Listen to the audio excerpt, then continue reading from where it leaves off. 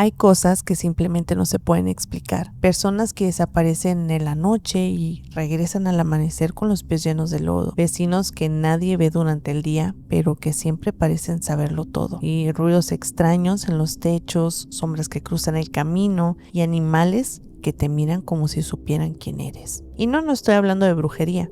Tampoco es un mito olvidado, es algo que sigue vivo y aunque no se hable mucho de ello hoy en día, es algo que se mueve entre lo humano y lo salvaje, los nahuales. A veces los relatos más extraños no vienen de leyendas populares, ni tampoco de testimonios modernos. A veces vienen de los propios cronistas que documentaron los días más oscuros de la conquista. Y este es uno de esos casos.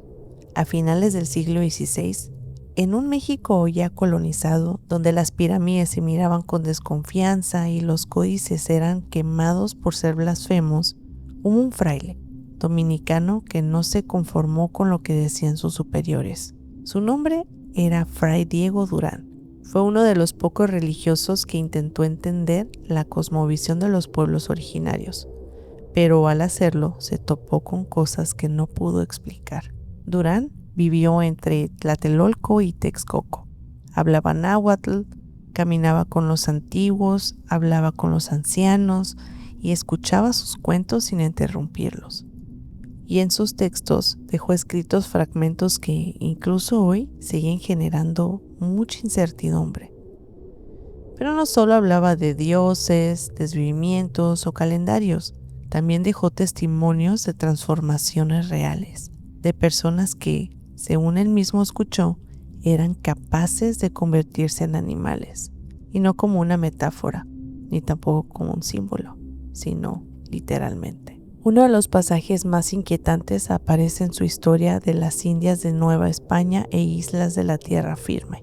Ahí narra que ciertos sacerdotes mexicas durante los grandes rituales podrían ocultarse tras formas animales, y cuando los buscaban ya no estaban. Desaparecían entre la multitud para luego reaparecer convertidos en jaguares, lobos o aves. Algunos decían que los veían merodear por las casas de noche, que caminaban erguidos como si fueran hombres, pero con ojos amarillos y el hocico goteando. Y Durán no niega esto, tampoco lo ridiculiza, más bien lo que hizo fue registrarlo. Cuenta que muchos de estos nahuales eran temidos no solo por los pueblos indígenas, sino también por los propios españoles. Soldados que aseguran haber disparado contra un animal para luego encontrar el cuerpo de un hombre.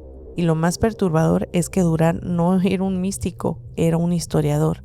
Escribía con precisión, con datos, con fechas. Y no se trataban sus textos de exageraciones para asustar, simplemente decía que otros no se atrevían a dejarlo por escrito. En uno de los testimonios más extraños que recopiló, hablaba de una ceremonia celebrada a las afueras de Texcoco.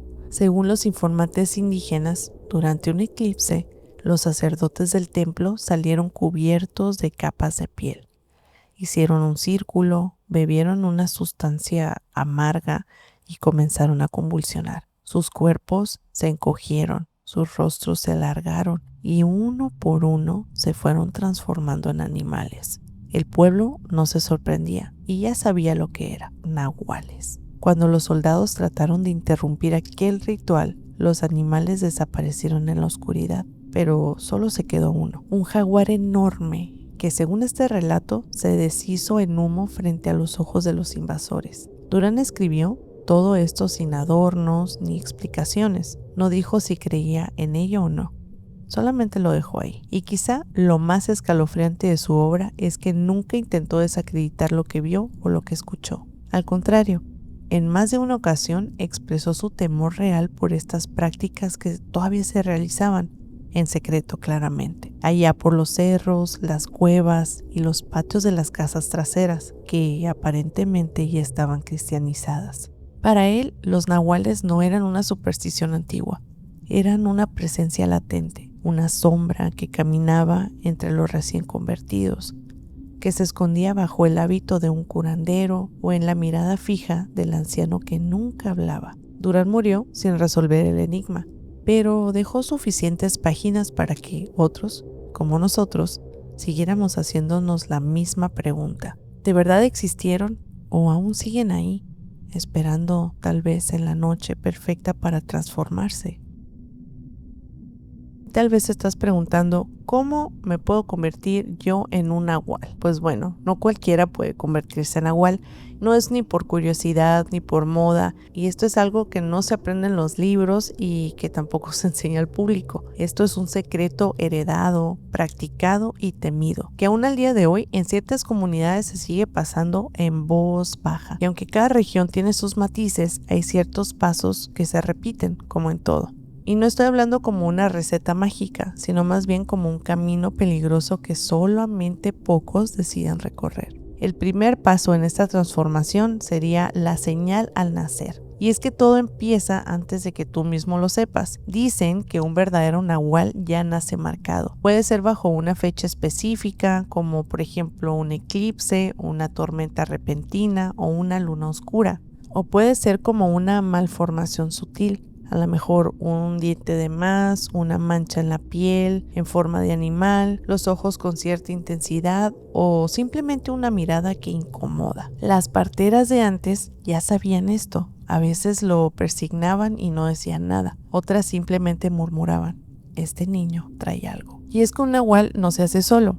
Necesita un guía, un maestro, y tiene que ser alguien que ya camine entre los dos mundos y que esté dispuesto a develar sus secretos. Este guía generalmente suele ser un curandero, un brujo o incluso un familiar que también tenga el mismo linaje. Claramente para aprender esto no hay una escuela, solamente símbolos y mucha tradición. Se dice que en el paso 3 el cuerpo debe prepararse, porque el cuerpo humano no puede transformarse sin romperse poco a poco. Por eso los antiguos nahuales realizaban purificaciones físicas, por ejemplo ayunos, baños con hierbas específicas como el copal y la ruda, y también se aislaban muchísimo del pueblo. Era un cambio de 360 grados para su rutina cotidiana. Durante días el aprendiz dormía en el monte, escuchando los sonidos de la noche. También se empezaba a acostumbrar al frío, al hambre y al silencio. Lo que se buscaba con esta práctica era que comenzara a dejar de pensar como humano y empezara a escuchar como un animal. El paso 4 sería como una especie de ritual de desprendimiento.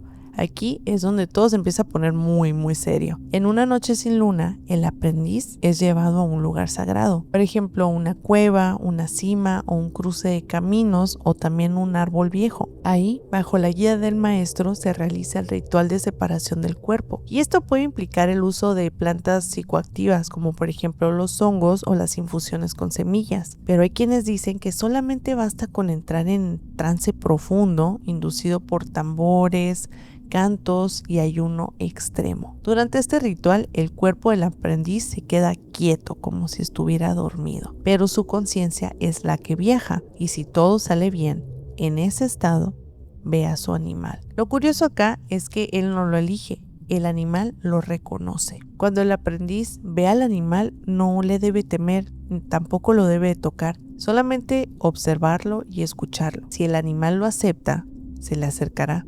Y en ese momento es cuando va a ocurrir la fusión. Es como una especie, hagan de cuenta, de una firma invisible entre el alma humana y el alma del animal, y desde entonces el cuerpo del nahual puede comenzar a cambiar. Algunos sueñan con su forma animal cada noche. Otras personas despiertan con las uñas más gruesas, el olfato más agudo y un apetito nuevo. Y con el tiempo aprenden a cruzar el umbral a voluntad. Pero es que el ser nahual no es un don libre. La tradición dice que una vez que se haya hecho el vínculo, algo te observa, como una especie de guardián, un ancestro o quizá el mismo espíritu que ahora compartes. Desde ese momento no puedes usar el poder para cualquier cosa. Por ejemplo, si robas algo, si dañas sin motivos, si te dejas llevar por el rencor, el animal puede ponerse en contra de ti. Hay relatos de hombres que intentaron transformarse y no volvieron del todo. Se quedaron con garras pero sin alma,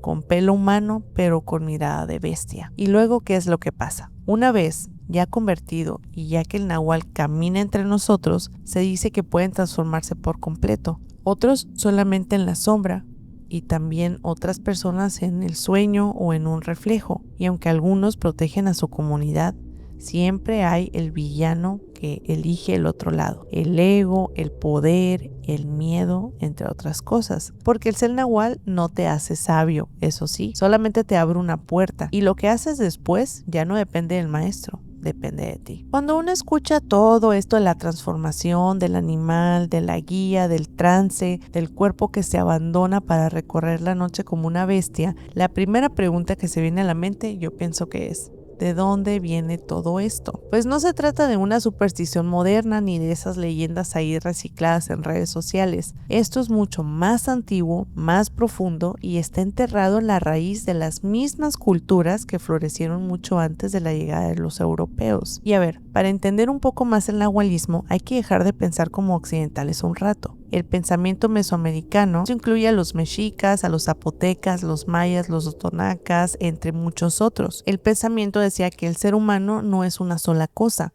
no es un solo cuerpo ni tampoco es una sola alma. Más bien sería como una combinación de fuerzas que conviven y chocan y se separan y a veces también se transforman. Una de esas fuerzas se llama tonalí. Hagan de cuenta que es como tu energía vital, tu esencia, tu destino. Y se cree que ese tonalí es el que está ligado desde tu nacimiento con un animal. Y no estoy hablando como de un horóscopo bonito ni un símbolo para hacerte un tatuaje. No, esto es otra cosa muy diferente. Sino más bien una parte de ti que vive en otro plano o incluso en este, pero en forma de animal. Ese vínculo, si se cultiva, se respeta y se conoce, se puede llegar a manifestar.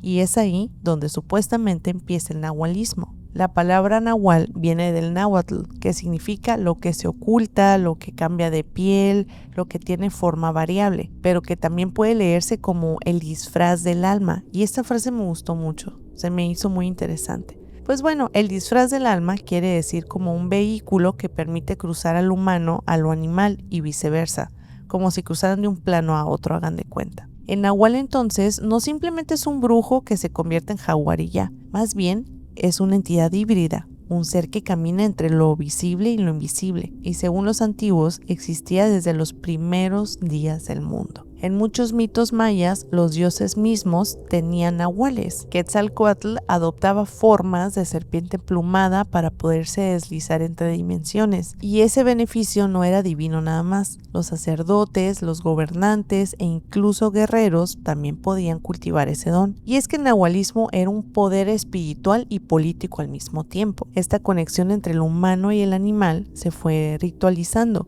Se hacían ceremonias para conocer a tu animal, se hacían ofrendas, cantos, y en ciertos pueblos había chamanes especializados en guiar ese proceso. Ellos sabían qué decir, cómo preparar el cuerpo, cómo abrir el cuerpo para que el alma pudiera mirar más allá.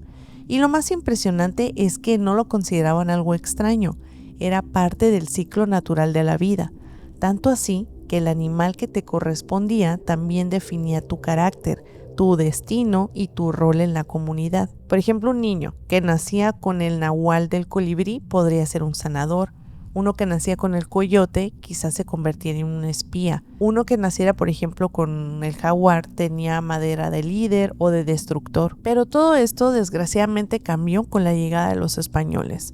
Para los frailes, todo lo que implicara transformación, animales y como una doble naturaleza era pecado, brujería, paganismo, y ahí fue cuando empezó la cacería. Muchos nahuales fueron perseguidos, silenciados y forzados a esconderse. Otros pactaron y se convirtieron en curanderos oficiales mezclando sus prácticas con los rezos cristianos, y algunos simplemente desaparecieron en los montes, siguiendo la tradición en secreto. Pero el conocimiento no se extinguió, pasó de abuelo a nieto, de curandero a aprendiz, y fueron cambiando las palabras, pero en el fondo pues era lo mismo. Porque el nahualismo no era una práctica cualquiera, es una forma de mirar al mundo, de habitar el cuerpo, de cruzar la frontera entre lo que somos y también lo que podríamos ser. Entonces, ¿qué es realmente el nahualismo? Pues se le considera como el arte de reconocerse incompleto, de aceptar que dentro del humano hay algo más, un fragmento de oscuridad, una intuición, a lo mejor furia o un sentido del olfato muy desarrollado.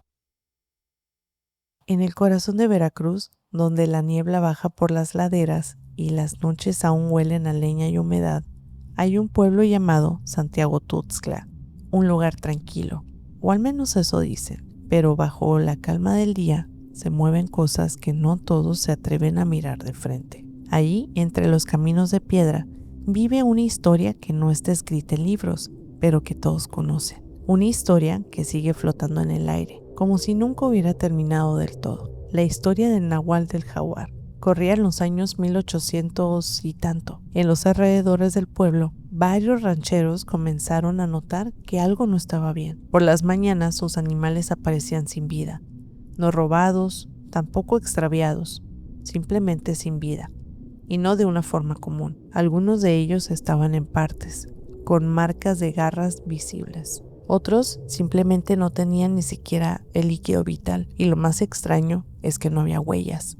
Ninguna, solo los cuerpos en silencio. Primero culparon a los jaguares o los pumas que bajaban de vez en cuando de la montaña. Luego pensaron en bandas que practicaban brujería, pero un día un vaquero encontró algo que cambió todo. Una huella en la mitad del camino sobre el lodo fresco. Y es que no era cualquier huella.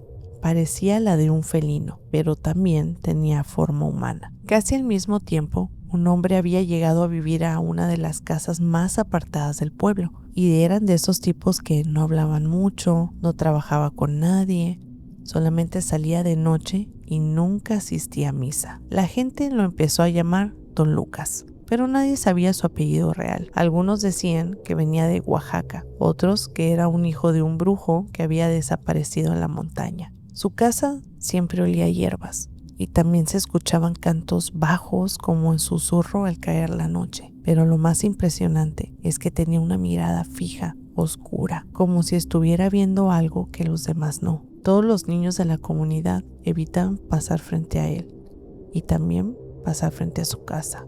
Una madrugada, uno de los rancheros decidió hacer guardia.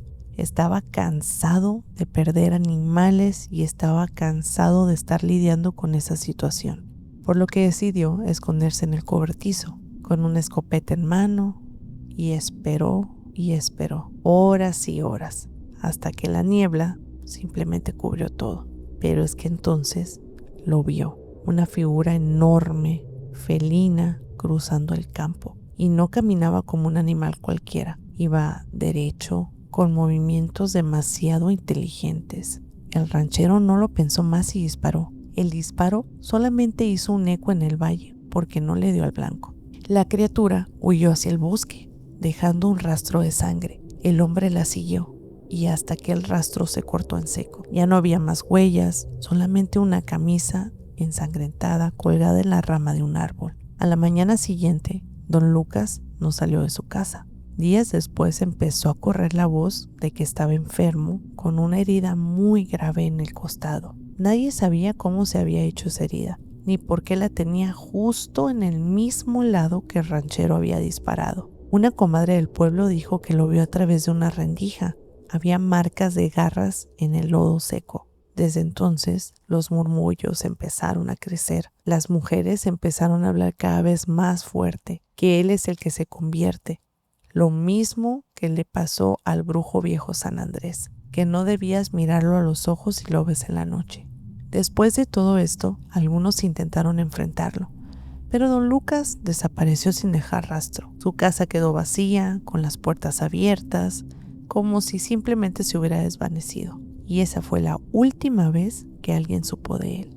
Décadas después, se colocó una estatua en la Plaza Santiago Tuxtla, un jaguar de piedra inmenso mirando hacia el horizonte. Dicen que fue por la conexión olmeca, pero los viejos saben otra cosa.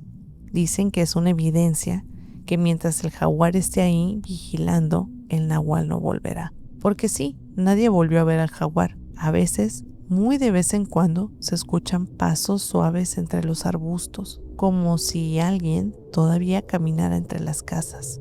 Porque los nahuales no siempre desaparecen. A veces simplemente se esconden.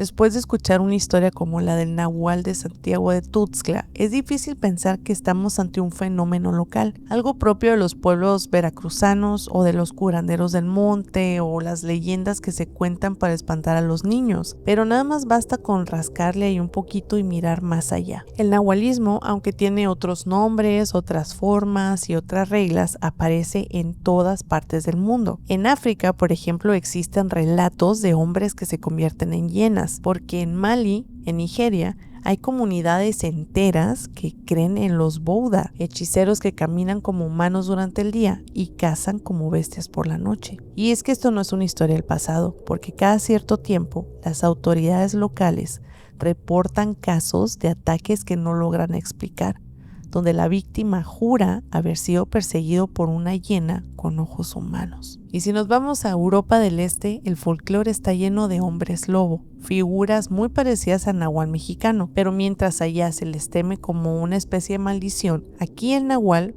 puede ser también como una especie de guardián, un sanador, o también se puede tomar como un castigo. Y para los lados de Asia, particularmente en Japón, existen los kitsune, los zorros que adoptan forma humana para protegerse, jugar o también para vengarse. Algunas versiones los muestran como espíritus femeninos que se hacen pasar por esposas o ancianas y revelan su verdadera forma cuando alguien los traiciona. Lo curioso es que aunque la forma y el animal cambien, el patrón se repite: un humano, un vínculo con un animal y un momento donde ambos se vuelven uno. Pero, a ver, escarbando un poco más, ¿qué tipos de nahuales hay? En México la variedad también es enorme. Y aquí no estamos hablando de razas o de castas mágicas, más bien qué hacen y cómo se relacionan con nuestro mundo. Pero a ver, vamos por partes. El nahual de cuerpo completo. Este es el más temido y también el más extraño. Se dice que su transformación física es total, que puede convertirse en animal ante los ojos de cualquiera y actuar como tal, cazar, correr y atacar. Y este no deja una huella humana, deja algo un poquito más siniestro. Por ejemplo, se dice que por donde pasa, las luces parpadean, los perros aúllan y los niños sueñan con ojos que los observan desde el tejado. Cuentan que estos nahuales pueden ser los herederos del linaje antiguo, personas nacidas bajo algunos signos muy específicos y que solo se transforman si la situación lo exige o si pierden el control. El otro tipo de nahual que existe es el sombra. Este no se ve, pero sí se siente. Se manifiesta como una silueta, un reflejo que no coincide, un bulto negro que cruza por el rabillo del ojo. Algunos dicen que su espíritu se desprende y toma la forma del animal con el que está vinculado. Este tipo de nahual es el más común entre los brujos que no han heredado una forma física, pero sí del conocimiento. También es el más silencioso, el más difícil de detectar y el que puede entrar en los sueños. El nahual protector en algunos pueblos no se le teme, se le respeta. Este tipo de nahual es como una especie de guardián que protege los cultivos, aleja a los ladrones y cuida a los suyos en general, pero también tiene reglas. No se puede intervenir por interés personal, no se puede dañar a inocentes y si se rompe este equilibrio, el animal simplemente lo va a abandonar. Muchos abuelos cuentan que en sus tiempos el curandero del pueblo tenía forma de venado o de coyote y que cuando alguien se enfermaba lo veían pasar,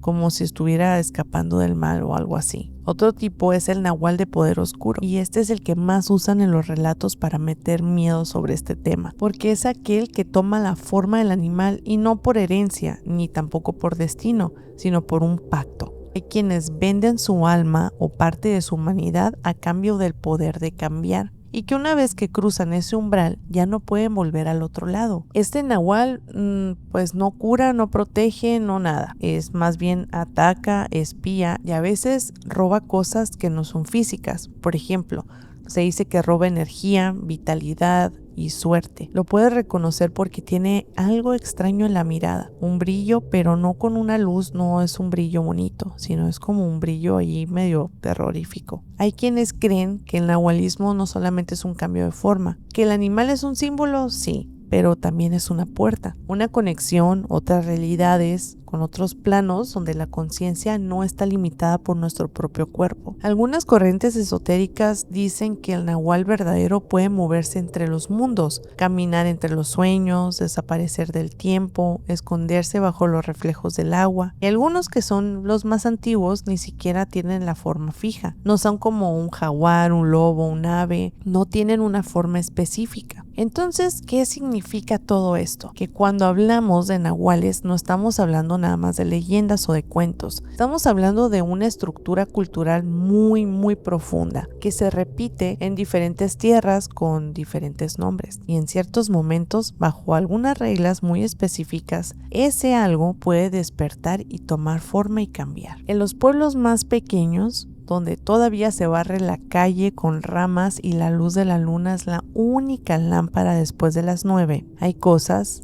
que no se dicen, pero que todos saben. Y en San Martín Mexicapán, un rincón polvoriento y montañoso de Oaxaca, hay una historia que se sigue contando al caer la tarde, cuando el fuego empieza a crujir y las voces empiezan a bajar de tono. Una historia sobre un hombre que no era como los demás, un hombre que, según muchos, podía convertirse en un burro. Don Pascual vivía a las afueras del pueblo, en una choza de madera, sin ventanas, envuelta en maleza. Era de esos viejitos que están, pero no están. Tampoco saludaba a nadie. Nadie se metía con él, pero tampoco nadie le sonreía. Todos lo veían pasar al atardecer, arrastrando los pies con una calma muy anormal, con la mirada fija, como si estuviera viendo algo que los demás no. Y aunque nunca hizo nada malo abiertamente, la gente comenzó a incomodarse. Porque cuando algo se pierde, las gallinas dejan de cantar y sucesos extraños empiezan a pasar, uno empieza a mirar alrededor, y en San Martín siempre se miraba hacia la choza de Don Pascual. Al principio solamente eran chismes y risas, que lo habían visto recogiendo hierbas raras, que se iba solo al monte, que su casa olía diferente, pero con el tiempo los rumores se hicieron más concretos. Una muchacha contó que al ir por agua sintió que algo la seguía. Al voltear, un burro negro la estaba viendo fijamente y no rebuznaba, tampoco parpadeaba, solamente la seguía paso a paso hasta la puerta de su casa. Pero ese día evitó salir después del atardecer. Lo más extraño es que no fue la única, porque otros vecinos también comenzaron a ver ese mismo burro. Y siempre era lo mismo: negro, silencioso, con los ojos más vivos de lo normal. Nadie sabía quién era, y lo más raro, que no se comportaba como un burro normal. No hacía ruido, no comía, y cuando alguien se intentaba acercar, simplemente desaparecía entre la oscuridad. Cuando los robos empezaron a aumentar, la tensión empezó a crecer. Algunos hombres decidieron salir por las noches a vigilar. No querían meterse con nadie, pero es que esto ya era demasiado. Una de esas noches lo vieron. Ahí estaba el burro, olfateando la puerta de una casa. No corrió, no se espantó, simplemente los miró, como si supiera que lo estaban esperando. Corrieron tras él entre la tierra suelta y las veredas mal trazadas, y aunque parecía torpe, el animal se movía con demasiada precisión, como si conociera el camino mejor que ellos. Al final lograron acorralarlo en un paso estrecho, y ahí, entre gritos y miedo, lo golpearon. No con odio, sino con esa desesperación que nace cuando algo se escapa de lo lógico. Pero justo cuando los palos y machetes lo alcanzaron, el burro soltó un quejido. No era un rebuzno, era otra cosa. Era un lamento casi humano. Los hombres se detuvieron enseguida y estaban muy confundidos, y en ese segundo de duda, el burro volvió a escapar al monte. Al amanecer, alguien llegó con la noticia de que Don Pascual estaba herido. Lo encontraron tirado en su choza, con cortes en los brazos, en la espalda y moretones en las piernas, exactamente en los mismos lugares donde horas antes habían golpeado al burro. No dijo mucho, solo sonrió, como si supiera que su secreto ya no era suyo, como si no hiciera falta explicarlo. Nadie lo acusó, nadie lo señaló, pero ese día, en San Martín, el silencio lo dijo todo. Don Pascual, desgraciadamente, murió días después, sin ruido, sin una ceremonia, solamente dejó de estar aquí. Y aunque nadie lloró por él, el pueblo sí hizo algo. Una pequeña ceremonia de limpieza, de esas que no aparecen en los libros. Colocaron ofrendas en los caminos, rezaron de voz baja y dejaron velas en las puertas donde el burro había pasado. Y no se trataba de un homenaje, más bien era una precaución, porque todos sabían que el cuerpo se había ido, pero el espíritu podía quedarse. Un año después, la historia se convirtió en una advertencia. Las abuelas la cuentan cuando los niños quieren salir de noche. Y hay quienes en las noches, sin luna, aseguran escuchar el trote suave de un burro entre las calles de tierra. Solo deja una sensación incómoda, como si algo muy antiguo estuviera cruzando por ahí en silencio. Y cuando alguien se atreve a mirar por la ventana, jura que ve los ojos de aquel burro en la oscuridad. Puede que todo esto tan solamente sean coincidencias, porque si hay algo que estas historias nos enseñan es que lo extraño no siempre grita. A veces simplemente camina en el silencio, se mezcla con el día cotidiano y espera ser notado. Así que a la próxima que algo no te cuadre, solamente obsérvalo con calma y con una mente abierta para que tal vez puedas entenderlo. Porque en estos tiempos a veces lo más extraño es lo que ya consideramos normal. Pero si te gustó este video, no olvides compartirlo y dejar tu likecito para poder llegar a más personas. Como sabes, mis redes sociales te las voy a dejar por aquí por si me quieres ir a seguir por allá. Ya está activa la opción de los miembros del canal. Por si quieres apoyar este bonito proyecto, aquí abajito hay una opción donde puedes elegir la que más te guste. Recuerda que este contenido nuevo también ya lo puedes encontrar en Spotify. Pero bueno, ahora sí nos vemos en el próximo video.